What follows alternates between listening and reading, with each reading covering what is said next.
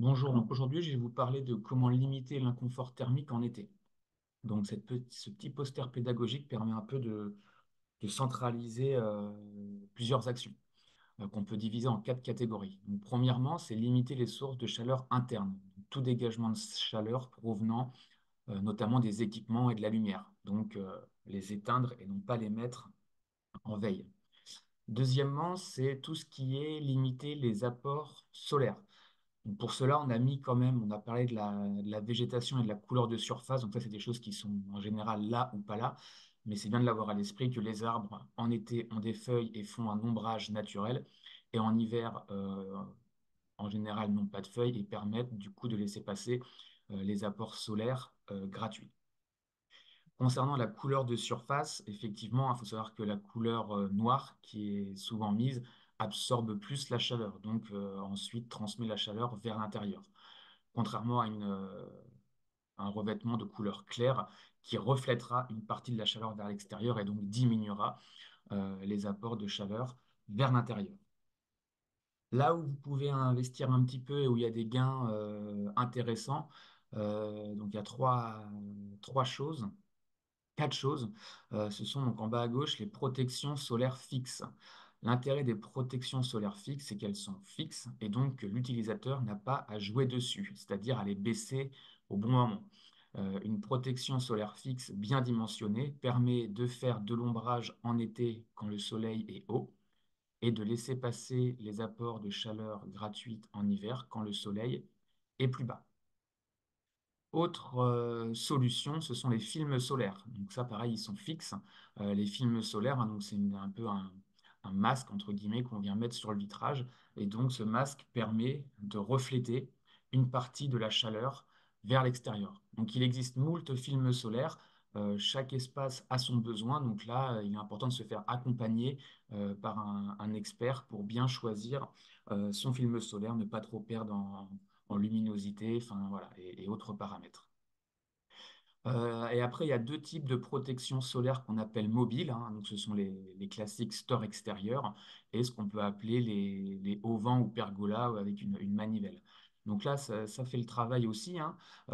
Juste là, du coup, l'utilisateur doit baisser euh, au bon moment la protection pour éviter que le soleil tape sur le vitrage. Il faut savoir qu'une fois que la chaleur a atteint le vitrage, c'est trop tard, hein, la chaleur rentre vers l'extérieur. Donc là, point de vigilance pour baisser ces protections au bon moment.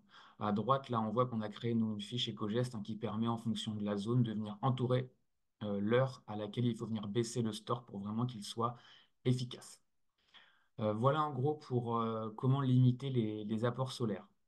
En troisièmement, c'est favoriser les flux d'air. Donc là, on voit là sur le schéma des ventilateurs. Donc le ventilateur ne permet pas de rafraîchir, mais de créer une sensation de fraîcheur en faisant des courants d'air. Donc là, en fonction de la zone, il y a différents types de ventilateurs qu'on peut mettre. Dans les grands espaces avec une hauteur sous plafond importante, on peut mettre les ventilateurs à pales, entre guillemets, ou autres types de ventilateurs.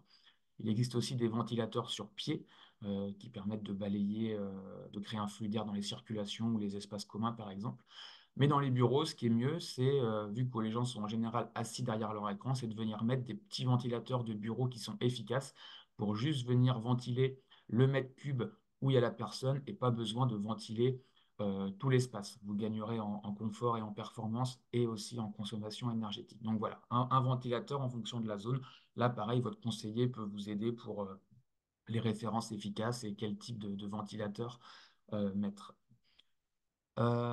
Et autre chose, c'est créer des flux d'air. Donc là, c'est dans une pièce, si vous avez deux ouvertures sur deux façades différentes, c'est venir les ouvrir pour créer un courant d'air. Donc là, il faut bien venir ouvrir les fenêtres lorsque la température extérieure est plus basse que la température intérieure.